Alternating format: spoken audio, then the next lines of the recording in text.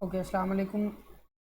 आज हम थोड़ा सा रिवाइज़ कर लेते हैं कल वाला, और उसके बाद आज हम नेक्स्ट देखने वाले हैं नेस्टिंग ऑफ मेंबर फंक्शंस क्या होता है। सबसे पहले मैं लिखता हूँ hash include iostream using name space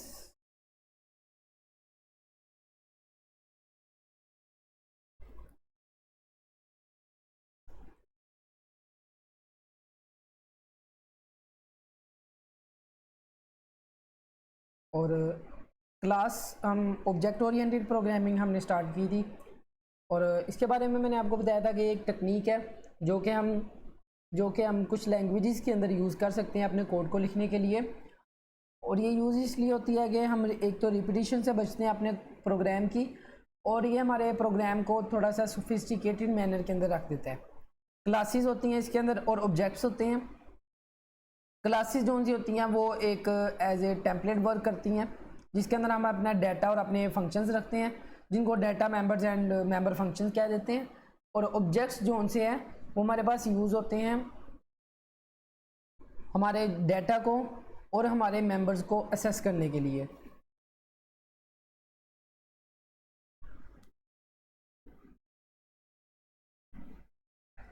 हमारे डाटा को और हमारे डाटा और हमारे मेंबर फंक्शंस को एक्सेस करने के लिए हम ऑब्जेक्ट्स का यूज़ करते हैं। आज हम क्लास बना लेते हैं, एक क्लास बाइनरी। ये मैंने अपनी क्लास का नेम रखा है बाइनरी, और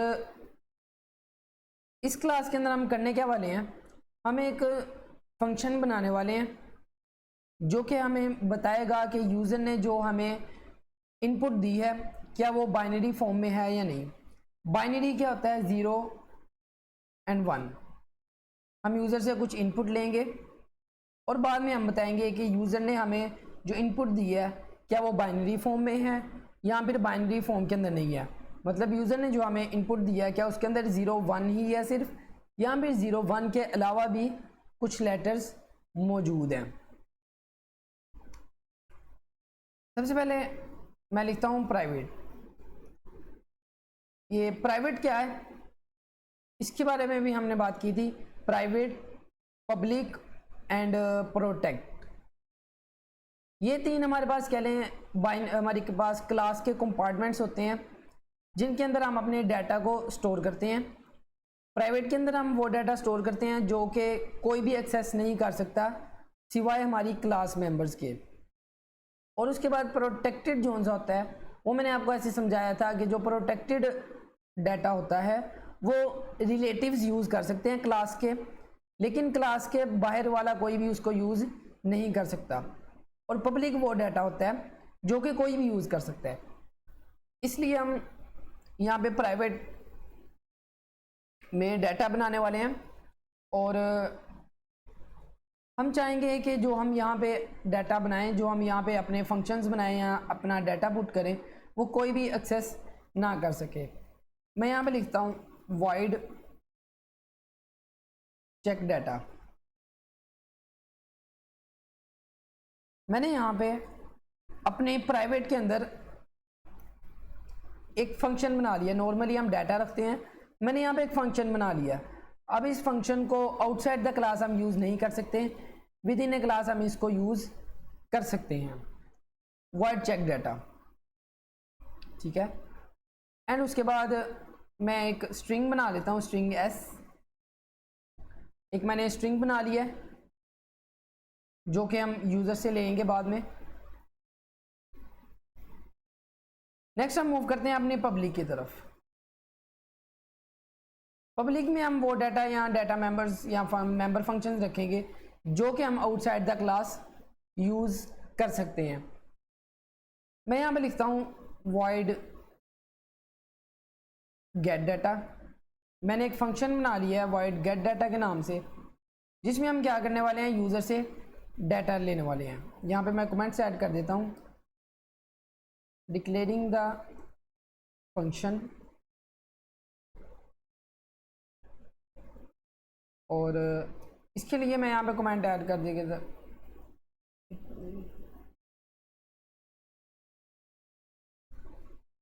फ्रॉम यूजर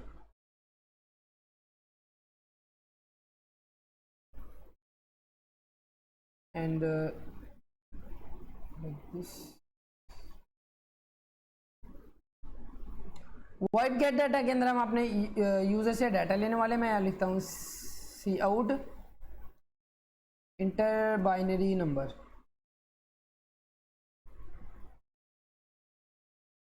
एक एंडल लगा देते हैं और यहाँ पे सी इन का यूज़ करते हुए मैं यूज़र से स्ट्रिंग ले लेता हूँ जो कि मैंने पहले बनाया था स्ट्रिंग एस। अभी स्ट्रिंग जो से है ये हमारे पास प्राइवेट है और इसको हम with in A class use कर रहे हैं। हमने यूज़र से डाटा ले लिया है और उसके बाद हमने एक्चुअल में क्या करना था, ये चेक करना था कि जो हमें यूज़र ने डाटा दिया है क्या वो बाइनरी फॉर्म में है या नहीं है। और उसके बाद मैं यहाँ पे एक बनाता हूँ वॉइड डिस्प्ले, जिसमें हम अपने डाटा को डिस्प्ले करवाएंगे।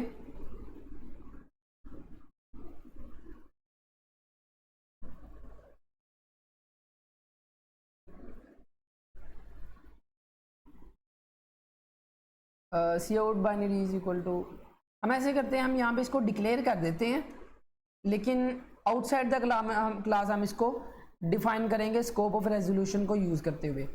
अभी मैंने दो ऐसे फंक्शंस हैं जिनको मैंने सिर्फ डिक्लेयर किया है लेकिन उनको अभी हमने डिफाइन नहीं किया।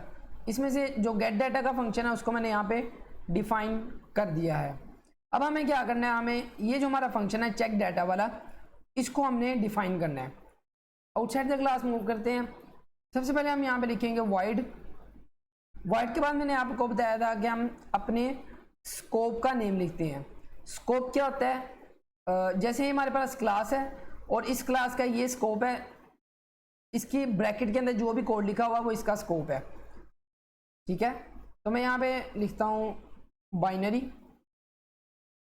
वॉइड बाइनरी, ये मैंने अब स्कोप का नाम लिखा है जिसका फंक्शन हम यूज़ करने वाले हैं। उसके बाद यहाँ पे मैं स्कोप ऑफ रेजोल्यूशन यूज़ करता हूँ। स्कोप ऑफ रेजोल्यूशन हमारे पास यूज़ होता है किसी दूसरे स्कोप में से डाटा को एक्सेस करने के लिए।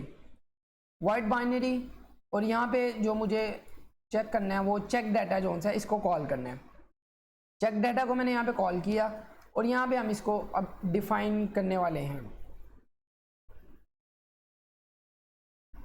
अब हमारे पास ये स्ट्रिंग है और स्ट्रिंग के अंदर यूज़र हमें कितनी भी वैल्यूज़ दे सकता है, 1 2 3 4 5 6 7 8 9 10, जितनी उसकी मर्जी दिल करेगा वो वैल्यू हमें देगा।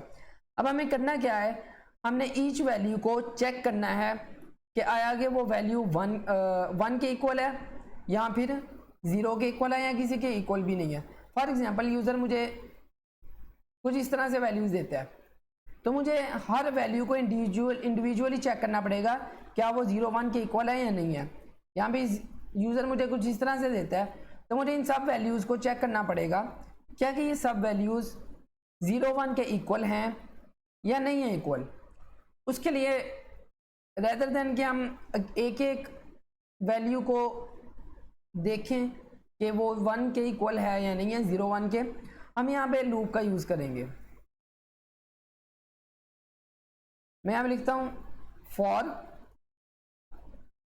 Int I is equal to 0 और उसके बाद I smaller than equal to. अच्छा, अब हमने कहाँ तक चेक करना है, जितनी स्ट्रिंग की लेंथ होगी। यूज़र हमें कोई भी लेंथ दे सकता है, मिसाल के तौर पर वो मुझे 10 वैल्यूज़ भी दे सकते हैं, 11 भी दे सकता है, 12 भी दे सकता है, वो अपनी मर्जी से देगा, मुझे नहीं पता उसने कितनी दी है। तो मैं यहाँ पे कंडीशन वो रखूँगा कि जितनी जो लेंथ होगी ना एस की, इस स्ट्रिंग की लेंथ होगी, उसकी लेंथ तक मुझे चेक करना है। मैं यहाँ पे लिखता हूँ आई इज इक्वल टू 0 और जब तक आई जो है वो smaller than equal to S dot length. S dot length क्या है, एस हमारा वेरिएबल है और जो डॉट लेंथ है ये एक फंक्शन है ये हमारे पास स्ट्रिंग का फंक्शन है जो हम यूज़ कर रहे हैं। एस डॉट लेंथ का मतलब है कि स्ट्रिंग की जो लेंथ होगी। फॉर एग्जांपल यूज़र हमें कुछ इस तरह से इनपुट देता है, तो इसकी लेंथ कितनी है 1 2 3 4 5, तो 5 जो से है वो हमारे पास स्ट्रिंग की लेंथ है। तो वही मैंने यहाँ पे लिखा है कि आई जो है वो 0 से स्टार्ट होगा और कहाँ तक जाएगा, जितनी हमारे पास स्ट्रिंग की लेंथ है वहां तक मूव करेगा। अच्छा, लेंथ तो हमारे पास 5 है, लेकिन इंडेक्स हमारे पास 0 से स्टार्ट हो रहा है। तो 0 से इंडेक्स स्टार्ट हो तो आपको याद होगा कि हमेशा एक वैल्यू पीछे हमें मूव करना होता है। फॉर एग्जाम्पल उसने अगर हमें 5 वैल्यूज़ दी हैं, 1 2 3 4 5 6 वैल्यूज़ दी हैं, अगर हम 0 से स्टार्ट करना शुरू करें तो ये हमारी 5 होंगी, 0 1 2 3 4 5। अगर हम 0 से स्टार्ट करें तो ये 5 है, तो इसलिए हमें टोटल लेंथ तक नहीं जाना, हम 0 को भी इंक्लूड कर रहे हैं, इसलिए हमें लेंथ -1 तक जाना है। ठीक है, अगर किसी को समझ नहीं आती तो वो साथ ही बता दे, मैं इसको रिपीट भी कर दूंगा। अच्छा, लेंथ तक जा रहे हैं, उसके साथ साथ हमने क्या करना है, आई प्लस प्लस आई के अंदर एक ऐड कर देना है। यहां तक क्लियर है। उसके बाद मैं कंडीशन लगाता हूं, इफ, जो कि हम यहाँ पे चेक डाटा करने वाले हैं, डाटा को चेक करने वाले हैं क्या वो 0 1 के इक्वल है या 0 1 के इक्वल नहीं है। मैं यहाँ पे लिखता हूं इफ एस डॉट एट आई। इसका क्या मतलब है, एस डॉट एट आई का, एस डॉट एट आई का मतलब क्या है, जैसे हमने यहाँ पे लेंथ को यूज किया, ये हमारे पास एक फंक्शन है जो कि हमें क्या करता है, हमें लेंथ बताता है किसी भी वेरिएबल की, किसी भी स्ट्रिंग की। डॉट लेंथ क्या करता है, हमें किसी भी स्ट्रिंग की लेंथ बताता है। इसी तरह जो डॉट ऐड फंक्शन है ना, ये इसको हम कोई आर्गुमेंट पास करते हैं। फॉर एग्जांपल मैंने आई इसको पास किया, आई के अंदर इस टाइम पे 0 है, तो ये क्या करेगा, स्ट्रिंग के पास जाएगा और उसके 0 इंडेक्स पर चला जाएगा, उसके 0 इंडेक्स पर चला जाएगा। फॉर एग्जांपल मैं यहाँ पे लिखता हूँ, ये मैंने कुछ इस तरह से वैल्यूज लिखी हैं। अब एस डॉट एट आई का मतलब है कि जो कंपाइलर है वो सिर्फ इस 1 को रीड करेगा, अभी के लिए इन सब को छोड़ देगा, सिर्फ इस 1 को रीड करेगा इन द मीन टाइम। ठीक है, एस डॉट एट आई का मतलब जो आई पे वैल्यू पड़ी है, एस डॉट आई पे 1 है, और हमें क्या करना है, जो 0 इंडेक्स पर वैल्यू पड़ी है उसको हमें चेक करना है। मैं यहाँ पे लिखता हूँ एस डॉट एट आई। ये ऑपरेटर्स मैंने आप लोगों को बड़ी डिटेल में पढ़ाया था, इसका मतलब है इज नॉट इक्वल, और यहां पे मैं लिखता हूं 1। मैंने क्या लिखा है, if S dot at I is not equal to 1, I के अंदर क्या वैल्यू है, 0। 0 का मतलब क्या है, हमारे पास जो स्ट्रिंग है उसकी फर्स्ट वैल्यू। 0 का मतलब है फर्स्ट इंडेक्स, यहां पर फर्स्ट 0 इंडेक्स और फर्स्ट वैल्यू। ठीक है, is not equal to 1 and, यहां पे मैं एंड को यूज कर रहा हूं, और यहां पे लिखता हूं एस डॉट एट, और सेम एज इट इज मैं यहां पे आई को पुट कर देता हूं, और हमें जो सेकंड के लिए यूज करना है वो मैं यहां पे लिखता हूं 0। अब हम क्या कर रहे हैं, हमारा जो ये फर्स्ट इंडेक्स है, जैसा कि मैंने आप लोगों को बताया, हमें क्या करना है, जो यूजर हमें वैल्यू देगा हमें उन सब को चेक करना है, क्या आया कि जो हमें यूजर ने वैल्यू दी है क्या वो 0 1 के इक्वल है या 0 1 के इक्वल नहीं है। तो हमने क्या किया, पूरी स्ट्रिंग में से फर्स्ट वैल्यू को लिया by using dot at. First value को कैसे लिया, आई की वैल्यू 0 है, और एस डॉट एट आई का मतलब है 0 इंडेक्स और फर्स्ट वैल्यू। कंपाइलर ने फर्स्ट वैल्यू को रीड किया और उसको फिर इसने कंडीशन के साथ कंपेयर किया कि आया कि वो 1 के इक्वल है या वो 0 के इक्वल है। अगर तो वो 0 1 के इक्वल है, इसको मैं रिमूव कर देता हूं अभी के लिए, और यहां पे मैं लिखता हूं सी आउट एंड लेट्स से मैं यहाँ लिखता हूँ नॉट गुड।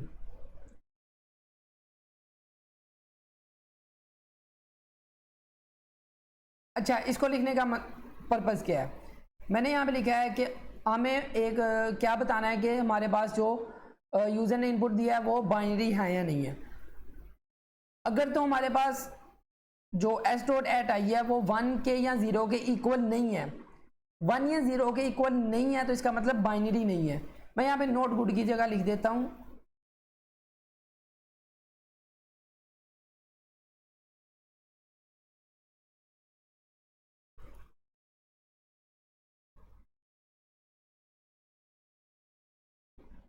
ठीक है। मैंने कहा कि जो हमें यूज़र ने वैल्यूज़ दी हैं वो बाइनरी नहीं है। क्यों बाइनरी नहीं है? क्योंकि हमने पहले कंडीशन चेक की है कि क्या वो 1 के इक्वल नहीं है या फिर 0 के इक्वल नहीं है। अगर ये इन दोनों में से एक भी ट्रू हो जाती है, मतलब वो 1 के इक्वल नहीं है या 0 के इक्वल नहीं है, तो मेरे पास ये सी आउट हो जाएगा। यहाँ पे कुछ मिस्टेक है। अच्छा, ये मैंने ब्रैकेट गलत यूज़ की है।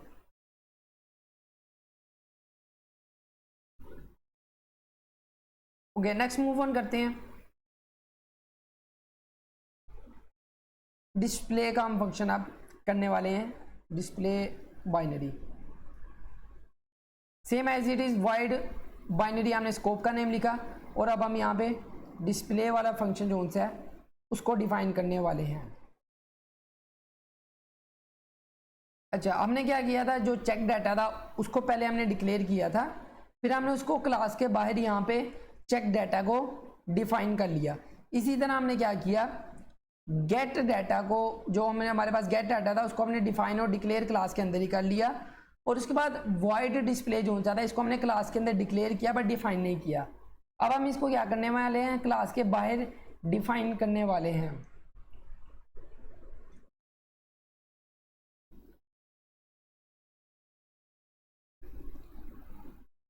यहाँ मैं लिखता हूँ for int I is equal to 0, I smaller than equal to S dot length, same चीज़ हम यूज़ कर रहे हैं, -1 आई प्लस प्लस। और इसके बाद मैं यहाँ लिखता हूँ C out S dot at bracket में आई, और यहाँ पे मैं एक एंडल लगा देता हूँ, एंडल लगा ही देते हैं।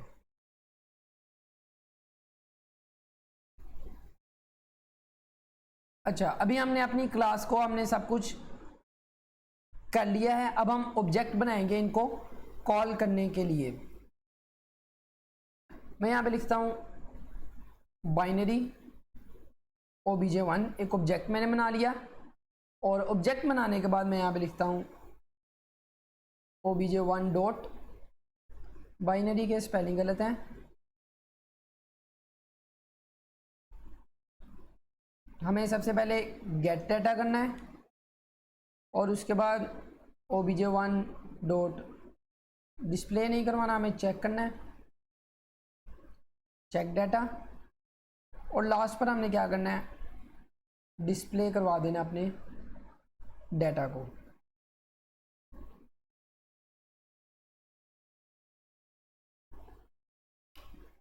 obj1 dot check data.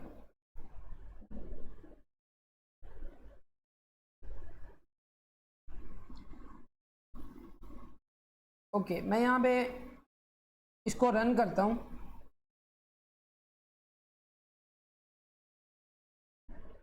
ये मेरे पास एक एरर आ रहा है, यहाँ पे लिखा है check data is a private within this context. हमने क्या किया था, चेक डाटा को हमने प्राइवेट के अंदर डिक्लेयर किया था, चेक डाटा को हमने प्राइवेट के अंदर डिक्लेयर किया था, इसलिए हम चेक डाटा को आउटसाइड द क्लास यूज नहीं कर सकते।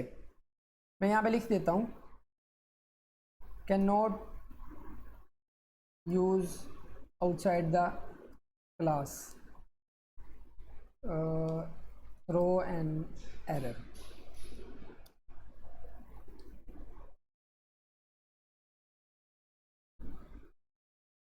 अच्छा, इसका फिर एक और तरीका है, वो ये है कि क्यों ना हम इसको जो चेक डाटा है उसको हम क्लास के अंदर यूज़ कर लें।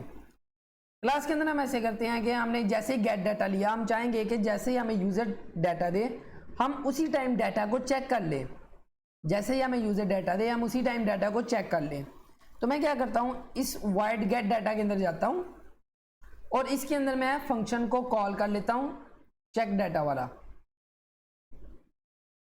चेक डाटा का फंक्शन जो था वो मैंने प्राइवेट के अंदर डिक्लेयर किया, गेट डाटा वाले फंक्शन के अंदर मैंने उसको कॉल किया और क्लास के बाहर उसको मैंने डिफाइन कर दिया।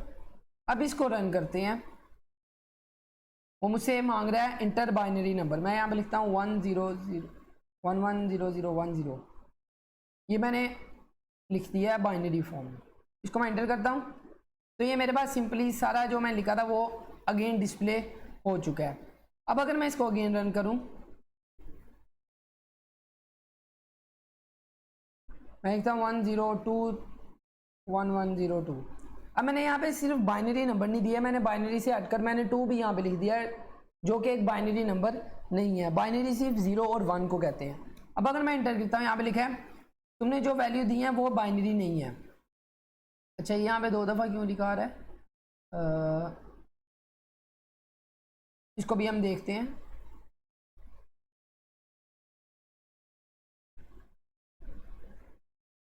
चेक डाटा को हमने कॉल किया है गेट डाटा में और display save length of,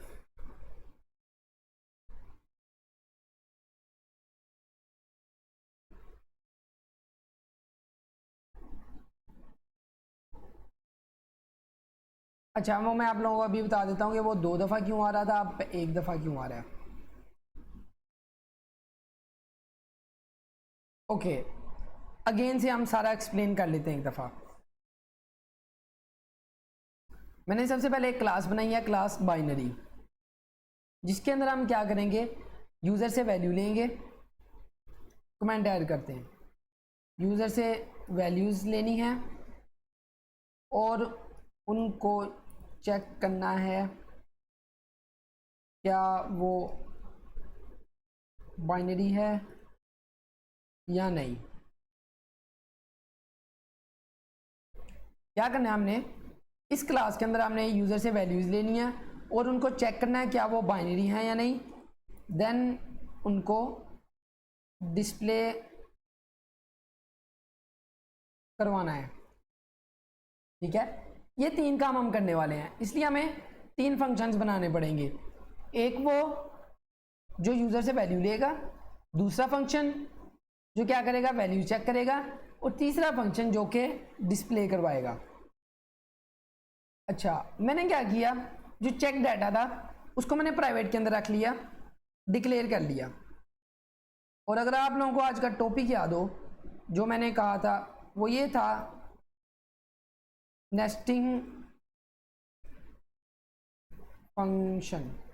nesting के फंक्शन का मतलब, जो फंक्शन को नेस्ट करने का मतलब ये होता है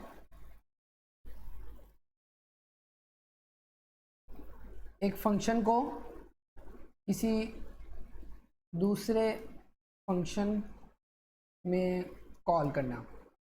ठीक है, हमने क्या करना है, एक फंक्शन को किसी दूसरे फंक्शन के अंदर कॉल करना है, इसको हम कहते हैं फंक्शन को नेस्ट करना है, नेस्टिंग है फंक्शन।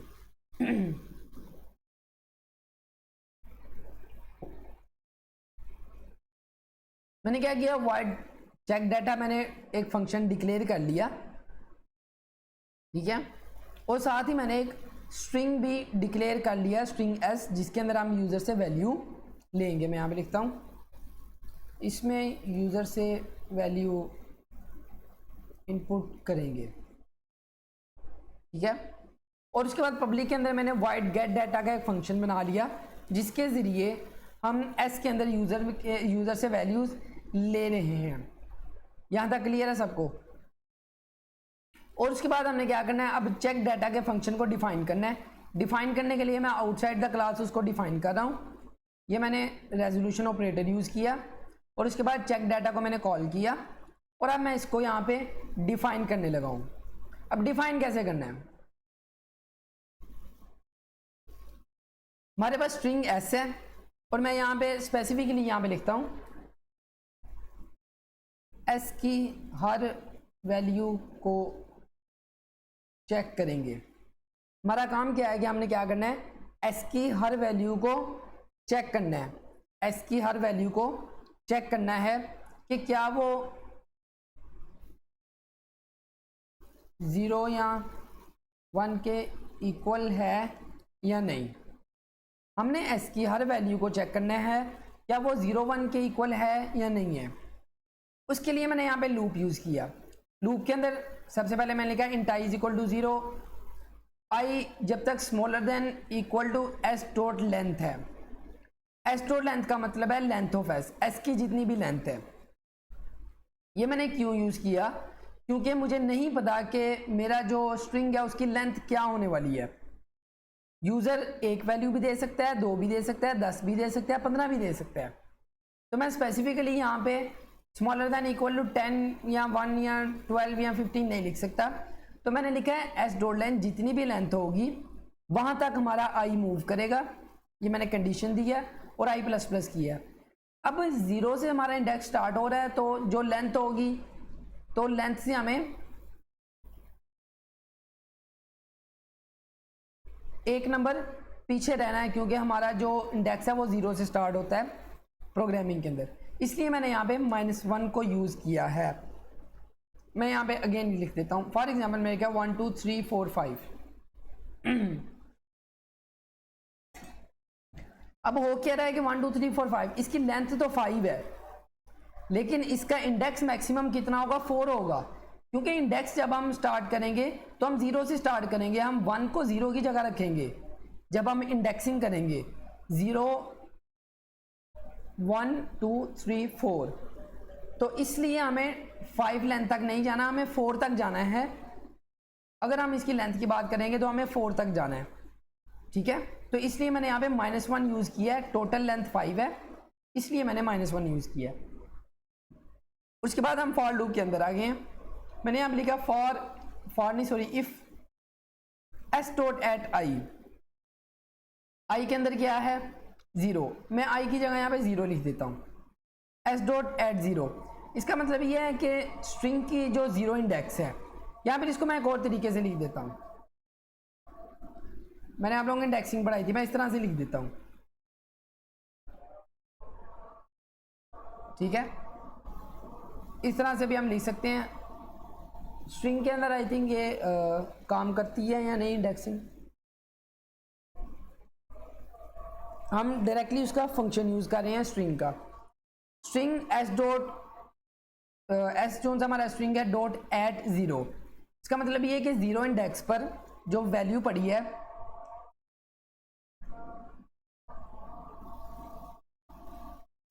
अगर वो 1 के इक्वल नहीं है, अगर वो 1 के इक्वल नहीं है तो क्या करो, ये डिस्प्ले करवा दो। या अगर वो 0 के इक्वल भी नहीं है, जो वैल्यू हमारे पास इस 0 इंडेक्स पर है, 0 इंडेक्स क्या है 1 है, 0 इंडेक्स पर वैल्यू 1 है, अगर वो 1 या 0 के इक्वल नहीं है तो क्या करो, ये डिस्प्ले करवा दो कि तुमने जो वैल्यूज दी हैं वो बाइनरी नहीं है, ठीक है। और अगर वो उसके इक्वल होगी तो ये वाला फंक्शन काम नहीं करेगा, क्योंकि हमने यहाँ पे सिर्फ नॉट इक्वल का यूज किया है। देन उसके बाद हमने सिंपली डिस्प्ले करवाया। डिस्प्ले के अंदर भी हमने डॉट लेंथ का फंक्शन यूज किया है कि हमें स्ट्रिंग की लेंथ तक जाना है और S dot at I display करवाते जाना है। सबसे पहले क्या होगा, S dot at I, I is equal to 0 है। एस डॉट एट आई का मतलब है कि जो 0 इंडेक्स वाली वैल्यू है इस केस में 1 है, 1 डिस्प्ले हो जाएगा। उसके बाद आई की वैल्यू जो सा लूप के अंदर आई प्लस प्लस हो गया, आई की वैल्यू कितनी हो चुकी है 1 हो चुकी है, आई की वैल्यू 1 हो चुकी है। एस डॉट एट आई का मतलब ये है कि इंडेक्स 1 है, पहले इंडेक्स 0 था, अब इंडेक्स 1 आ चुका है। 1 के ऊपर कौन सी वैल्यू पड़ी है, 2 पड़ा हुआ है, तो 2 डिस्प्ले हो जाएगा, ठीक है। और मेन फंक्शन के अंदर फिर हमने क्या किया, ऑब्जेक्ट को यूज करते हुए गेट डाटा और डिस्प्ले डाटा को कॉल कर लिया। हमने चेक डाटा को भी कॉल किया, लेकिन हमें एरर आ रहा था क्योंकि चेक डाटा हमारा प्राइवेट फंक्शन है। तो हमने यहाँ पे क्या किया, फंक्शन नेस्टिंग कर ली। नेस्टिंग का यूज़ करते हुए हमने चेक डाटा जो एक फंक्शन था उसको गेट डाटा फंक्शन के अंदर कॉल कर लिया। मतलब जैसे ही हमें यूजर्स वैल्यू देगा, यूज़र ने हमें वैल्यू दी, साथ ही क्या होगा, वैल्यू ऑटोमेटिकली चेक भी हो जाएगी। इसको रन कर लेते हैं। 1001 कुछ भी यहाँ पे मैंने लिख दिया और ये सिंपली एज इट इज़ मेरे पास डिस्प्ले हो चुका है। इसको सेम मैं लिखता हूँ और अब मैं यहाँ पे लिखता हूँ 10012112 इंटर ए बाइनरी नंबर को सेव करके रन करते हैं again. Inter a binary number 10122। अच्छा, अभी हमारे पास रन कर रहा था यहाँ पे, क्या मैंने कुछ चेंज किया है अभी? Oh yes, S dot at length यहाँ पे मैंने 10 लिख दिया है। इसको हमने आई करना है। वो सिर्फ पहली वैल्यू को चेक कर रहा था, उसके बाद उसने चेक ही नहीं किया। अब मैं यहाँ पे लिख देता हूँ, ये देखो तुमने जो वैल्यूज दी हैं वो बाइनरी नहीं है क्योंकि इसके अंदर एक 2 आ चुका है। अच्छा, एक मिनट के लिए इसको मैं क्लियर करता हूँ। इसको अगेन रन करते हैं। मैं यहाँ पे लिखता हूँ 11022310। अच्छा, यहाँ पे मेरे पास अब 3 दफ़ा लिखा आ रहा है। 3 दफ़ा क्यों लिखा आ रहा है? क्योंकि सबसे पहली दफ़ा जब 2 आया तो उसने ये एक दफ़ा डिस्प्ले करवा दिया कि ये वाली वैल्यू जो सी है वो आपके पास बाइनरी नहीं है। और उसके बाद अगेन 2 आया, उसने फिर बता दिया कि आपकी वैल्यू बाइनरी नहीं है। उसके बाद जब 3 आया तो 3 भी हमारे पास बाइनरी नहीं है। अब हम करते ही हैं कि साथ में हम यहाँ पे इंडेक्स लिख देते हैं कि हमारे किस इंडेक्स पर जो है वैल्यू बाइनरी नहीं है। तुमने जो वैल्यूज दी हैं वो बाइनरी नहीं है। और यहाँ पे मैं इंडेक्स लिख देता हूँ, इंडेक्स इज इक्वल टू, और यहाँ पे मैं लिख देता हूँ आई। ठीक है, अब इसको रन करते हैं 10022102। अब ये देखें यहाँ पे जो हमारे पास वैल्यू बाइनरी नहीं थी, साथ उसने इसका इंडेक्स बता दिया कि 4th इंडेक्स पे आपकी जो वैल्यू है वो बाइनरी नहीं है। गिन लेते हैं 0 1 2 3 4, और ये 4th नंबर पर 2 लिखा हुआ है जो कि एक बाइनरी नंबर नहीं है। तो उसने हमें 4th वैल्यू बता दिया कि वो आपका बाइनरी नहीं है।